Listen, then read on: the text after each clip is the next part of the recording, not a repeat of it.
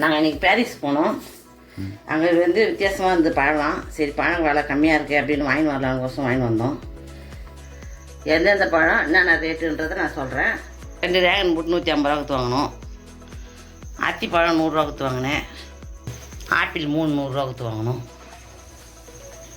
பப்பாளி 50 ரூபாய்க்கு வாங்கினேன்.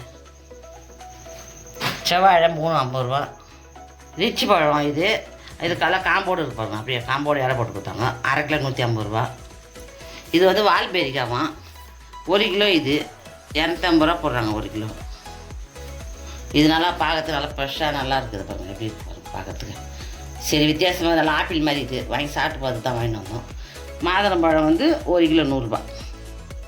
மாங்காய் வந்து இது 30 ரூபா கொடுத்து வாங்கினேன் ஒரு மாங்காய் ஒன்று. அன்னாச்சி பழம் வந்து ஒரு பழம் 50 ரூபா. நீங்களும் இதுமாதிரி விதவிதமாக பழம் வாங்கினா பாரிஸ் போயிட்டு கம்மி ரேட்டில் பார்த்து வாங்கிட்டு வரலாம். இந்த வீடியோ உங்களுக்கு பிடிச்சிருந்தா லைக் பண்ணுங்கள், ஷேர் பண்ணுங்கள், கமெண்ட் பண்ணுங்கள். எங்கள் வீடியோ பார்த்துக்கு நன்றி.